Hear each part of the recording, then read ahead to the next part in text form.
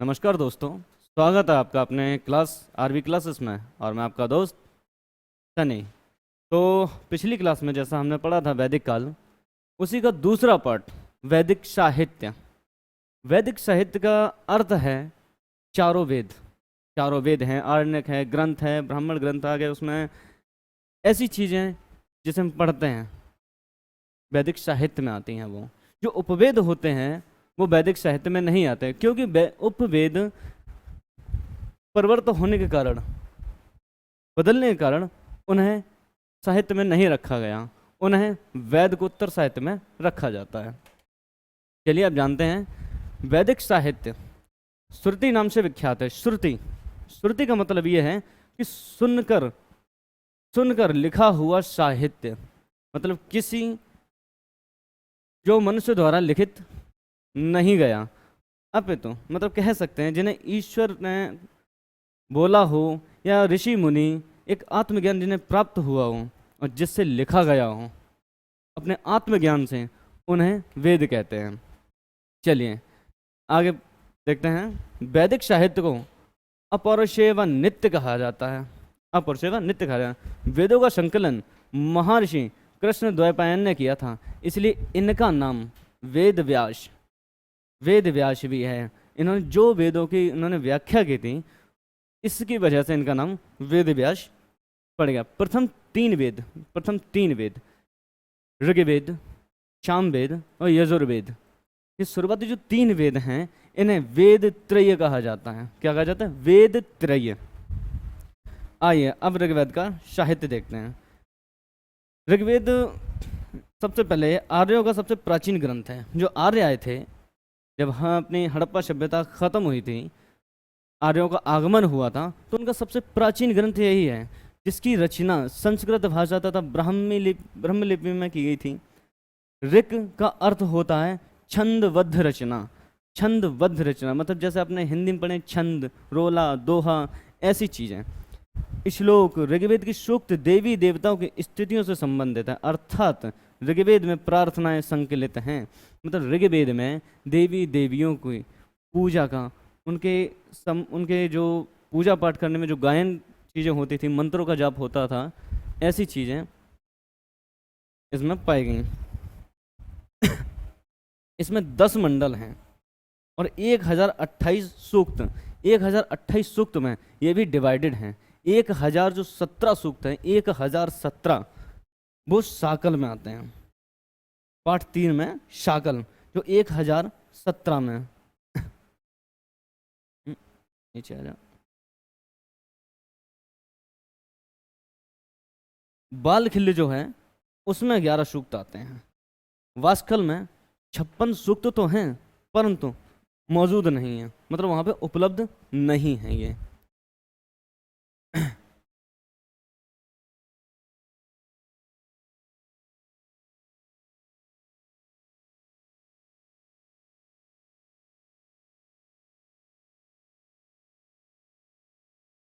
दस मंडल जो हैं गोत्र मंडल। ऋग्वेद में 2 से 7 तक के जो सबसे पहले प्राचीन माने जाते हैं, क्योंकि 2 से 7 ही पहले मंडल थे और हर मंडल के एक एक ऋषि ने लिखा था। चलिए आइए जानते हैं। जो 2 से 7 मंडल हैं, 2 से 7 तक के जो मंडल हैं वो गोत्र मंडल भी कहा जाता है, क्योंकि इन मंडलों की रचना किसी खास गोत्र संबंधी एक ही परिवार ने की थी। एक ही परिवार ने 2 से लेकर 7 जो मंडल थे, किसी एक ही खास परिवार ने इसकी रचना की थी। गोत्र शब्द का प्रथम उल्लेख ऋग्वेद से प्राप्त होता है। जो गोत्र नाम हमें प्राप्त हुआ तो वो सबसे पहले ऋग्वेद से ही प्राप्त हुआ हमें। गोत्र की अवधारणा उत्तर वैदिक काल में विकसित हुई। 1, 8, 9 तथा 10वां मंडल परवर्ती काल के हैं। मतलब ये जब परिवर्तित हुए, जब समाज में नई परिवर्तन आया, तब ये मंडल लिखे गए। आइए जानते हैं। जैसे मैंने बोला था, हर मंडल किसी ऋषि मुनि ने लिखा हुआ था। जैसे प्रथम मंडल जो था मधु, छंदा, दीर्घतमा, अंगिरा, ये 3 ऋषियों ने पहला मंडल लिखा था। दूसरा मंडल ग्रत्स, मद, भार्गव, आपने ये नाम बहुत कम सुना होगा, भार्गव ज़्यादा सुना होगा, भार्गव। इनका पूरा जो नाम था वो ग्रत्स मद भार्गव था। तीसरा मंडल विश्वामित्र, विश्वामित्र ने लिखा था। इन्हीं के मंडल में हम लोगों को गायत्री मंत्र मिलता है। सबसे पहले गायत्री मंत्र तीसरे मंडल में इनके ही द्वारा रचित था। चौथा मंडल वामदेव, वामदेव कृषि श्लोक हैं इसमें, कृषि संबंधी, किसानों के लिए जो श्लोक हैं वही संबंधी इसमें। जो पांचवा मंडल है अत्रि, छठवां मंडल भारद्वाज, सातवां मंडल वशिष्ठ, आठवां मंडल कर्ण ऋषि, नौवां मंडल पवमान अंगिरा, मतलब सोमदेव को समर्पित। कई बार पूछा भी गया है कि ऋग्वेद का नौवां मंडल किसको समर्पित है, तो सोमदेव को, सोमदेव को ही समर्पित होता है नौवां मंडल। 10वां मंडल क्षुद्र सूक्ति है, महासूक्ति है। 2 ऋषि थे जिन्होंने 10वें मंडल की रचना की।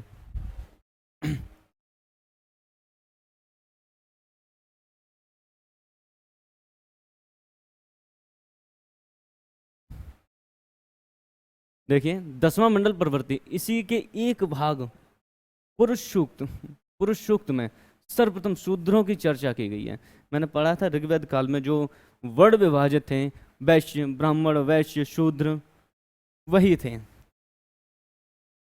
चतुर्वर्ण व्यवस्था का सर्वप्रथम उल्लेख ऋग्वेद के 10वें मंडल में पुरुष सूक्त में मिलता है। ऋग्वेद की कुछ रचनाओं को लोपामुद्रा, क्या कहते हैं, लोपामुद्रा, घोषा, सच्ची, पौलोमी तथा कच्छावृत्ति नामक विदुषी स्त्रियों ने की थी।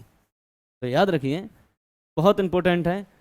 जो ऋग्वेद की कुछ जो रचनाएं हुई थी उनमें स्त्रियां भी शामिल थी। कौन कौन थी? लोपामुद्रा, घोषा, सच्ची, पौलेमी तथा कच्छावृत्ति नामक विदुषी महिलाएं, विदुषी स्त्रियां। विदुषी आप जानते हैं किसे कहते हैं? ऋग्वेद के नासदीय सूक्त में निर्गुण ब्रह्म का वर्णन है, निर्गुण ब्रह्म का वर्णन, जिनमें कोई गुण नहीं, निर्गुण ब्रह्म का वर्णन मिलता है। इसमें स्वर्ग की परिकल्पना भी की गई है। ऋग्वेद का नासदीय सूक्त सर्वे सर्वाद, सर्वे सर्वाद तथा पुरुष सूक्त एकेश्वरवाद की ओर संकेत करते हैं। ऋग्वेद में संवाद सूक्त, संवाद सूक्त, संवाद इसका अंग्रेजी मीन्स होता है डायलॉग। जैसे आज बोलते हैं क्या डायलॉग है, क्या है, तो डायलॉग का हिंदी अर्थ है संवाद, संवाद सूक्त। अब जैसे भारतीय नाटक आरंभिक सूक्त प्राप्त होते हैं, ऋग्वेद में ही सर्वप्रथम अयोध्या का उल्लेख है। ऋग्वेद में ही सबसे पहले भगवान श्री राम जहाँ पैदा हुए थे अयोध्या में, सबसे पहले यही वर्णन मिला था, इसी का उल्लेख मिला था। ऋग्वेद में गांधारी प्रदेश, जो पाकिस्तान स्थित रावलपिंडी व पेशावर जिला, गांधारी प्रदेश सबसे पहले जो उल्लेखित हमें मिला था वो ऋग्वेद में ही मिला था, जो भेड़ के ऊन के लिए प्रसिद्ध था, जहाँ भेड़ों की बालों से ऊन बनाई जाती थी, जिसके लिए वो प्रसिद्ध था। अब पढ़ते हैं उत्तर वैदिक साहित्य। देखिए जो ऋग्वेद होता है वैदिक साहित्य में होता है, लेकिन जहाँ ऋग्वेद के बाद जो तीनों वेद आते हैं वो कहाँ पे आते हैं? उत्तर वैदिक साहित्य में, उत्तर वैदिक साहित्य में। अब इसमें हम पढ़ेंगे सामवेद है, अथर्ववेद है, ग्रंथ पढ़ेंगे, आरण्यक पढ़ेंगे, उपनिषद पढ़ेंगे, फिर आगे और भी पढ़ेंगे, वेदांग है, वेदांत है, ऐसी कई चीज़ें। चलिए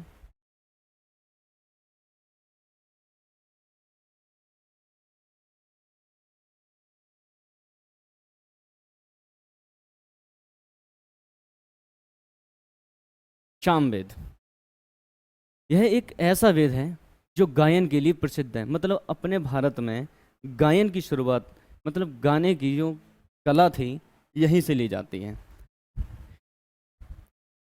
सामवेद देखिए, और एक जो है ये पद्य ग्रंथ है। इसमें कुल सूक्तों की संख्या 1549 है। इनमें 75 सूक्त ही नवीन हैं, मतलब 75 जो सूक्त हैं वो नए हैं, जबकि शेष सूक्त ऋग्वेद से लिए गए हैं। मतलब 75 छोड़ के बाकी जितने हैं सब ऋग्वेद से लिए गए हैं। बस सामवेद में 75 ही सूक्त एक नए जोड़े गए थे। ऋग्वेद से अभिन्न माना जाता है। लेकिन इसीलिए ऋग्वेद से अभिन्न माना जाता है, सामवेद के सूक्तों का गायन करने वाला पुरोहित उद्गाता कहलाता है। क्या कहलाता है? सामवेद जो पढ़ता है, उससे जो पढ़ने वाला होता है, जो पुरोहित होता है, उसे उद्गाता कहते हैं। उद्गाता। शाम का अर्थ गायन। सामवेद भारतीय संगीत से संबंधित सबसे प्राचीन ग्रंथ, जैसे मैंने अभी बताया ना, सामवेद एक गायन की सबसे प्राचीन ग्रंथ है। चलिए, इसके महत्व को स्थापित कर श्रीमद् भागवत गीता में भगवान श्री कृष्ण ने कहा कि मैं ही वेदों में सामवेद हूँ। जब महाभारत हुआ था तो भगवान श्री कृष्ण ने जो गीता में जो कहा था तो उसमें क्या कहा था? कृष्ण ने कहा था कि मैं ही वेदों में सामवेद हूँ। चारों वेदों में वही सामवेद थे। आइए अब यजुर्वेद। यजुर्वेद का सीधे से देखो, यजुर्वेद उसका सीधा सिद्धांत है यज्ञों का संकलन। पूजा पाठ, हवन वगैरह, मंत्रों का जाप जो भी है यजुर्वेद में होता था। हमारे ऋषि मुनि जो हवन करते थे, जो पूजा करते थे, जो मंत्रों का जाप करते थे, वो यहीं से आता है। चलिए, ये गद्य और पद्य दोनों में होता है। गद्य भी है, पद्य भी है। इनमें कुल सूक्तों की संख्या जो है 1990 है और यज्ञों से संबंधित अनुष्ठान तथा कर्मकांडीय विधियों का उल्लेख है। दोस्तों, जैसा भी मैंने बताया था, यजुर्वेद यज्ञ हम लोग क्यों करते हैं, पूजा क्यों करते हैं, कर्म कांड, इसमें सारी चीजें थी। इसे पढ़ने वाला जो होता है पुरोहित, उसे अधुर्व्य कहते हैं। क्या कहते हैं? अधुर्व्य। जो इसका पाठ करता है, जो इसे पढ़ता है पुरोहित, उसे अधुर्व्य कहते हैं। अब अथर्ववेद। अथर्ववेद ये गद्य और पद्य दोनों में रचित है। इसमें 20 अध्याय, 731 सूक्त तथा 5987 मंत्र हैं। इस वेद का नाम अथर्वा ऋषि के नाम से पड़ा था। अथर्वा ऋषि के नाम पर इस वेद का नाम अथर्ववेद पड़ा था। अथर्ववेद आपने पढ़ा होगा, जादू टोना, मंत्र जाप, टुटका टंबर, ऐसी चीजें इसमें पाई जाती हैं। तो दोस्तों, ये बीमारियों को दूर भगाने के लिए यूज किया जाता था। तब बीमारियों को दूर, रोगों को दूर करता था। ऐसे इनमें कुछ ऐसी मंत्रों की शक्ति थी जो हमारी बीमारियों को भगा देती थी, ठीक कर देती थी। चलिए आइए, अंगिरस ऋषि के नाम पर इसका एक अन्य नाम अथर्वंगिरस, एक ऋषि थे अंगिरस, उनके नाम पे इनका जो दूसरा नाम है, याद रखना, अथर्ववेद का ही केवल दूसरा नाम है। क्या नाम है उसका? अथर्वांगिरस। अथर्वांगिरस। अथर्ववेद के सूक्तों का उच्चारण करने वाले पुरोहित को ब्रह्मा ब्रह्मा कहलाता है। जो इसका उच्चारण करता है उसे ब्रह्मा कहते हैं। यज्ञों का निरीक्षण करने वाले पुरोहित को ब्रह्मा कहा जाता है। किसी यज्ञ में कोई बाधा आने पर इसका निराकरण अथर्ववेद करता है। तो सोचो अथर्ववेद कितना था, मतलब बीच में अगर कोई समस्या आती है, कोई परेशानी आती है, तो उस परेशानी को दूर करने के लिए इस वेद का अध्ययन किया जाता था। जो वहाँ जैसे जो अध्ययन करते थे पुरोहित, उन्हें ब्रह्मा कहते थे। और ब्रह्मा सर्वे सर्वा, जीवन के पालन करता। इसे ब्रह्मवेद या श्रेष्ठ वेद भी कहा गया। इसे ब्रह्मवेद भी कहा गया, श्रेष्ठ वेद भी कहा गया। और जबकि आपको पता है कि 3 वेद, अथर्ववेद को छोड़कर जो 3 वेद हैं, उन्हें क्या कहा जाता है? वेद त्रयी। उन्हें वेद त्रयी कहा जाता है। अथर्ववेद में वशीकरण, जादू टोना, भूत प्रेत तथा औषधियों का वर्णन है। शाल्यक्रिया का सर्वश्रेष्ठ उल्लेख अथर्ववेद में ही है। मैंने दोस्तों बताया, इसमें जादू टोना, भूत प्रेत, सब चीज, इसमें सारी चीजें मिलती हैं। ये हो गए हमारे चारों वेद। अब पढ़ेंगे ग्रंथ। ग्रंथ तो नहीं, लेकिन ब्राह्मण होता है ब्राह्मण में। चलिए, इसे मगध तथा अंक का उल्लेख सूरवर्ती प्रदेशों के रूप में किया गया। यहाँ मगध के लोगों को ब्रात्य तथा ब्राह्मणों को निचले दर्जे का कहा गया है। सोचो, ब्राह्मण सबसे ऊपर, ब्राह्मण, क्षत्रिय, वैश्य, शूद्र। तो हम लोगों ने जो पहले पढ़ा था तो उसमें ब्राह्मण सबसे ऊपर थे, लेकिन यहाँ पे क्या गया, इसमें मगध तथा अंक का उल्लेख सुदूरवर्ती प्रदेशों के रूप में किया गया है। यहाँ मगध के लोगों को व्रात्य तथा ब्राह्मणों को निचले दर्जे का कहा गया है। इसमें परीक्षित परीक्षित का भी उल्लेख है। परीक्षित होते महाराज, एक ऋषि थे परीक्षित, उनका भी वर्णन इसी में ही मिलता है। अथर्ववेद में सभा व समिति को प्रजापत्य की 2 पुत्रियां कहा गया है। अथर्ववेद को सभा व प्रजापत्य को, मतलब राजा प्रजा एक ही, उसकी 2 पुत्रियां कहा गया। अब आते हैं ब्राह्मण। ब्राह्मण वेदों में गद्य भाग है। जो ब्राह्मण वेदों हैं, जितने ब्राह्मण के वेद हैं, इन वेदों को गद्य भाग, मतलब गद्य भाषा में लिखा है, गद्य शैली में वेदों को समझने की सहायता मिलती है। मतलब इन्हें ब्राह्मण वेद क्यों लिखे गए? हमारे चारों वेदों में कुछ कुछ चीज़ें इन्होंने संभाल के, एक सहज भाषा होती है उसमें जो लिखा है जिससे हम समझ पाएं, इसीलिए ब्राह्मण वेदों का आविष्कार हुआ। चलिए, वस्तुतः ये वेद संबंधी अनुष्ठानों पर पाठ है, अर्थात इनमें यज्ञों का अनुष्ठानिक तथा कर्मकांडी महत्व दर्शाया गया। ब्राह्मणों का मूल प्रजापत्य कर्मयोग है। जैसा कि दोस्तों ब्राह्मण आप भी जानते हैं, पुरोहित, हवन, पूजा वगैरह। अब पूजा वगैरह की बात की तो अथर्ववेद, सामवेद, यजुर्वेद, ऋग्वेद। यजुर्वेद को क्या पढ़ोगे? तो इन्होंने सारा जो समराइज करके जो एक बनाए हैं वेद, उन्हें ब्राह्मण वेद कहते हैं। आरण्यक। अच्छा, ब्राह्मण वेद में एक सबसे महत्वपूर्ण वेद कौन है? सतपथ। चलिए, वस्तुतः ब्राह्मणों की परिशिष्ट है। आरण्यक का अर्थ है वन में लिखे जाने वाला। आरण्यक का मतलब सीधा है वन में जो लिखा गया वेद है उसे आरण्यक कहते हैं। ये लोग अपने ध्यान को ज़्यादा जोर देते थे, अतः इन्हें वन पुस्तक भी कहा जाता है। आरण्यक में दार्शनिक सिद्धांत एवं रहस्यवाद का वर्णन है। इनमें यज्ञ व कर्मकांडों का विरोध किया गया, मतलब यज्ञ नहीं करते थे, कर्मकांड तो छोड़ दो, अपने खुद जो स्वयं आत्मज्ञान में जो था उसी को ज़्यादा जोर देते थे। उपनिषद। उपनिषद क्या होते हैं? देखिए, उपनिषद शब्द उप एवं निश, मतलब धातु से बना है। उप का अर्थ होता है समीप तथा निश का अर्थ है बैठना, अर्थात उपनिषद का अर्थ है वह शास्त्र या विद्या जो गुरु के निकट बैठकर एकांत में सीखी जाती है। उपनिषद का मतलब यह है कि जो विद्या गुरु के पास बैठकर, समीप बैठकर जो ली जाती है उसे उपनिषद कहते हैं। उपनिषद वेदों के अंतिम भाग हैं। उपनिषद जो हैं वेदों के अंतिम भाग हैं अतः इन्हें वेदांत भी कहा जाता है। वेदांत का भी दोस्तों मतलब यही होता है, वेदों का अंत। वेदों का अंत, उसे ही वेदांत भी कहते हैं। इसमें पूर्णतः दार्शनिक बातें की गई हैं, मतलब फिलॉसफी दी गई है। फिलॉसफी, यहाँ पे जितने थे सब फिलॉसफर थे। उपनिषद ज्ञान पर बल देता है तथा ब्रह्म व आत्मा के संबंधों को निरूपित करता है। ये लोग इतने मोह माया त्याग के इस ध्यान में खोए रहते थे कि खुद की आत्मा परमात्मा से मिलन करने के लिए, आत्मज्ञान बढ़ाने के लिए, तो यहाँ पे यज्ञों का इसीलिए विरोध किया गया। चलिए, कुल उपनिषदों की संख्या 108 है, लेकिन 10 उपनिषद ही विशेष महत्व के हैं जिन पर शंकराचार्य ने टीकाएं लिखी। इनमें से छांदयोग उपनिषद सबसे प्राचीन। कौन सा दोस्तों? छांदयोग्य। जो छांदयोग उपनिषद है सबसे प्राचीन उपनिषद यही है। आइए अब जानते हैं आगे।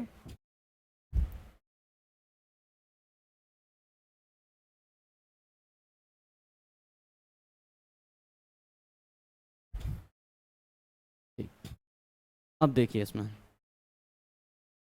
फिलहाल आपको ये सारी चीज़ें पता हैं, अगर आप नोट करना चाहें तो कर लें। ये वही चीज़ें हैं जो हम बताए हैं, आपको सिर्फ जानना है ये किस वेद का कौन सा उपवेद होता है, कौन सा उपनिषद है। ऋग्वेद का जो उपवेद है वो अथर्ववेद। सामवेद का जो है गंधर्व वेद। शुक्ल यजुर्वेद और कृष्ण यजुर्वेद ये इसकी शाखाएं हैं। सामवेद की शाखाएं हैं ये। अथर्ववेद आयुर्वेद और शिल्प वेद। ये धनुर्वेद जो हैं सामवेद के ही अथर्ववेद यजुर्वेद, सॉरी ये यजुर्वेद, यजुर्वेद की दो शाखाएं हैं। यजुर्वेद की दो शाखाएं हैं, शुक्ल और कृष्ण। ये यजुर्वेद की दो शाखाएं हैं जिनका उपवेद धनुर्वेद है।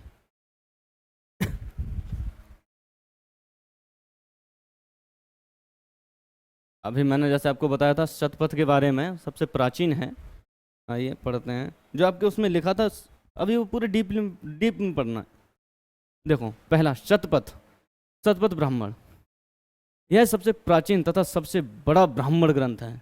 सबसे बड़ा ग्रंथ, सबसे प्राचीन ग्रंथ शतपथ है।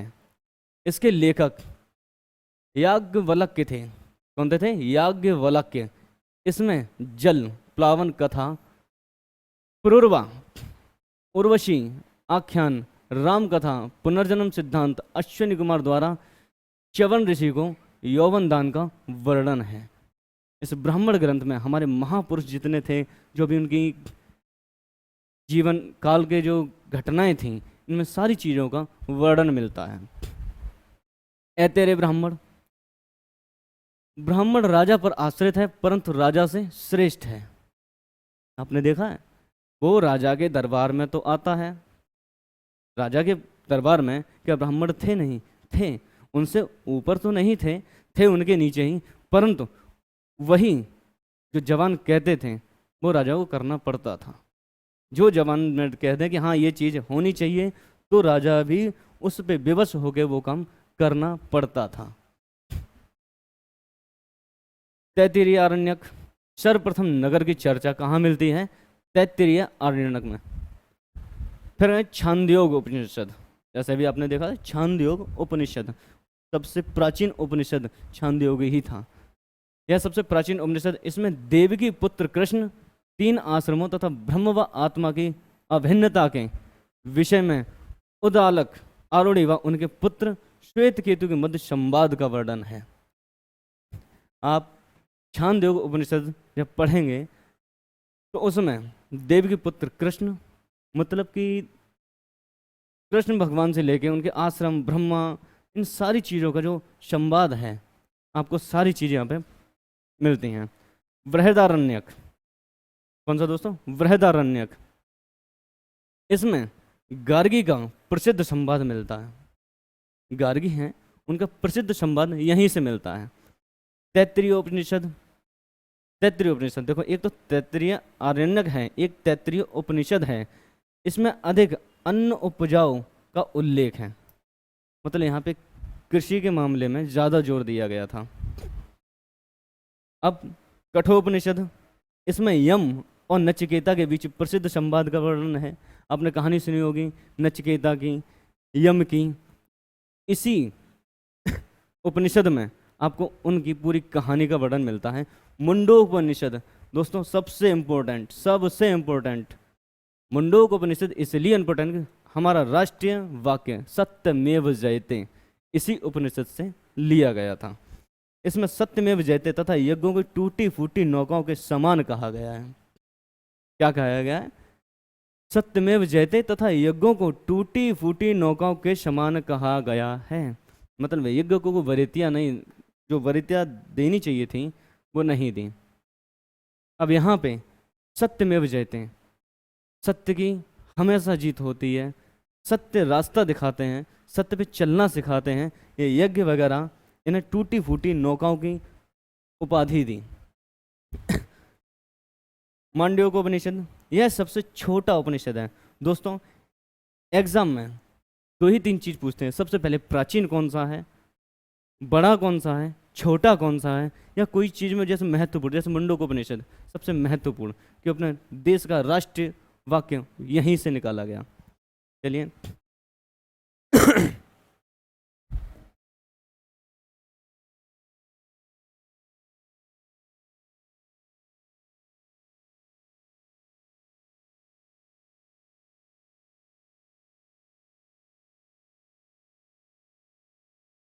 चलिए दोस्तों अब बताते हैं वेदांग। सबसे पहले देखिए वैदिकोत्तर साहित्य, वैदिकोत्तर साहित्य, वेदांग उपवेद रखे जा सकते हैं, वेदांग एवं उपवेद रखे जा सकते हैं इसमें। वेदांग, वेदों की सही ढंग से, वेदांग किस लिए बनाए गए, वेदों की सही ढंग से व्याख्या यह समझने के लिए वेदांगों की रचना हुई, जिनकी कुल रचना केवल 6 है। वेदांगों की रचना इसलिए की गई कि हम वेदों को अच्छे से समझ सकें, सरल सहज तरीके से हम वो पढ़ सकें, हमें समझ में आ सकें कि वेदों का क्या महत्व है, क्या चीज़ लिखी हुई हैं, इसलिए वेदांग की रचना की गई। 6 रचना कौन सी थी? शिक्षा, कल्प, व्याकरण, निरुक्त, छंद और ज्योतिष। चलिए इनके बारे में जानते हैं। पहले शिक्षा, इसकी रचना वैदिक स्वरों से शुद्ध उच्चारणों की गई, शुद्ध उच्चारणों के लिए की गई। शिक्षा शास्त्र ग्रंथ का नाम गायलम है, जिसके प्रवर्तक वामज्य हैं। तो दोस्तों शिक्षा एक ग्रंथ का नाम है गायलम। क्या नाम है? गायलम। इसके प्रवर्तक कौन थे? वामज्य। दूसरा है कल्प, कल्प का मतलब है कर्मकांड। इसका अर्थ है कर्मकांड अर्थात विधि नियम, ऐसे विधि नियम जो सूत्र में लिखे गए हैं, कल्प सूत्र कहलाते हैं।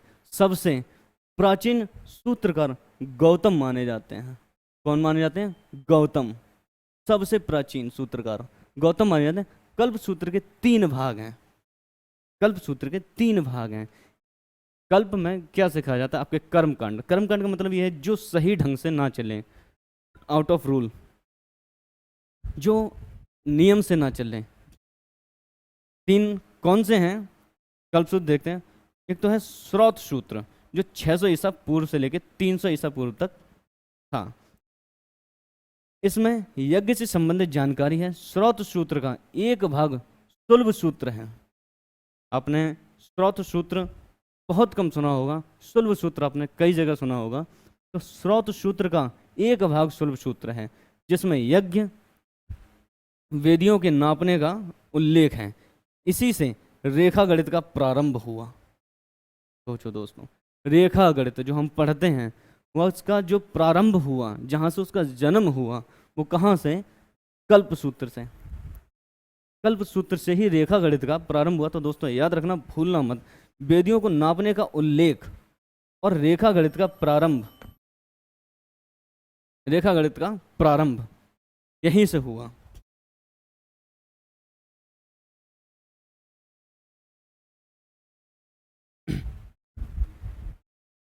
दूसरा है ग्रह सूत्र।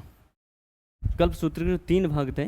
पहला था स्रोत सूत्र, दूसरा है ग्रह सूत्र। ग्रह सूत्र में क्या है? इसमें ग्रह कर्म कांडों एवं यज्ञों का विवरण है। इसके रचयिता कौन है? अश्वलायन, अश्वलायन माने जाते हैं। ग्रह सूत्र, अब ग्रह सूत्र तो ठीक सीधी सी बात है, घर में जो कर्मकांड होते हैं, यज्ञ पूजा वगैरह जो भी होती हैं, घर गृहस्थी के बारे में चीज़ें बताई गई हैं। तीसरा है धर्म सूत्र, नाम से ही पता चल रहा होगा, धर्म सूत्र। दोस्तों इसकी इसमें राजनीतिक धर्म सूत्र, धर्म सूत्र मतलब एक धर्म पे चलने वाला। धर्म के लिए क्या चाहिए? एक कम्युनिटी चाहिए, एक यूथ, यूथ की भी ज़रूरत है, एक लीडर की ज़रूरत है। तो ऐसी चीज़ें जानने के लिए इसमें राजनीतिक, सामाजिक एवं धार्मिक कर्तव्यों का उल्लेख है। धर्म सूत्र से सामाजिक व्यवस्था जैसे वर्णाश्रम, पुरुषार्थ आदि की भी जानकारी मिलती है। इसके जो प्रेरणा आप स्तंभ माने जाते हैं, आप स्तंभ जैसे प्रेरणा जो देते हैं, जिनके लेखक थे या जिनसे जानकारी मिली, उनका क्या नाम था? आप स्तंभ, आप स्तंभ। अब आते हैं व्याकरण पे। ये तो हो गया हमारा, कल्प भी हो गया। अब आते हैं व्याकरण पे। व्याकरण, व्याकरण का प्राचीनतम ग्रंथ पाणिनि। पाणिनि याद आया? पाणिनि किसकी थी? अष्टाध्यायी। एक पुस्तक है पाणिनि, जो अष्टाध्यायी सॉरी पाणिनि द्वारा रचित अष्टाध्यायी। अष्टाध्यायी एक बुक है जो पाणिनि द्वारा रचित है। हम उल्टा बोल गए। अष्टाध्यायी, अष्टाध्यायी जो पुस्तक है वो किसने लिखी थी? पाणिनि ने। 4वीं सदी ईसा पूर्व पतंजलि ने महाभाष्य। 2री सदी ईसा पूर्व। और कात्यायन ने वार्तिक की रचना की है।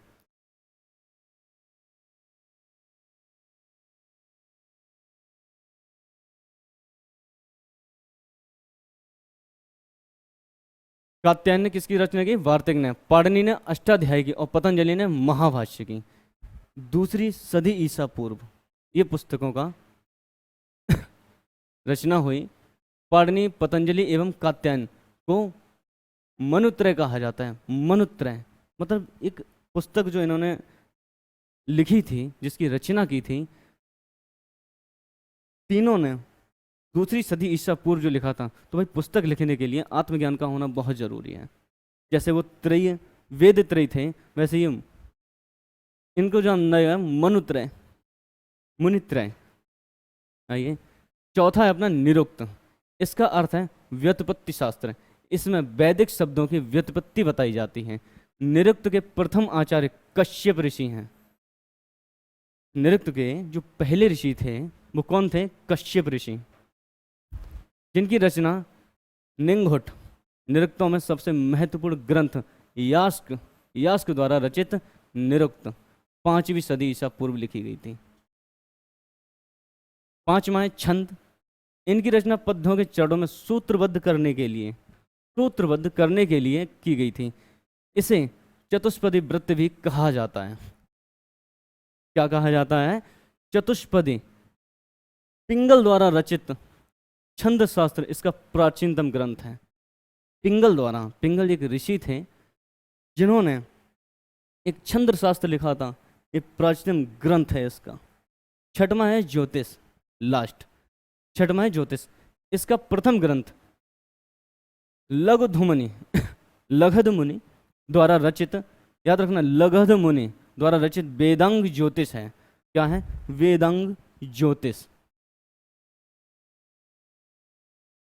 ज्योतिष के अन्य जो ग्रंथ हैं, गार्गी संहिता, बृहद संहिता एवं नारद संहिता। ज्योतिष के 3 ग्रंथ जो अन्य ग्रंथ थे वो ये थे, गार्गी संहिता, वृहद संहिता और नारद संहिता। अब पाणिनि के अनुसार वेद रूपी शरीर के अब देखो उन्होंने शरीर के ऊपर क्या वेदों का वर्णन किया है अपने से देखना। जो मुख है उसे व्याकरण, नासिक को शिक्षा, श्रोत मतलब कान को बोलते हैं निरुक्त, नेत्र को ज्योतिष, हाथ को कल्प और पैर को छंद। अपने शरीर में वेदों को कैसे वर्णन किया गया था बताते हैं वो। उपवेद तो आपको हमने बता ही दिए थे। ऋग्वेद का अथर्ववेद, यजुर्वेद का धनुर्वेद, सामवेद का गंधर्ववेद और अथर्ववेद की आयुर्वेद, शिल्पवेद, ब्रह्मवेद। तो दोस्तों अगली क्लास में हम मिलते हैं फिर। देखिए, धन्यवाद। और हाँ, चैनल को सब्सक्राइब करना मत भूलिए। जय हिंद।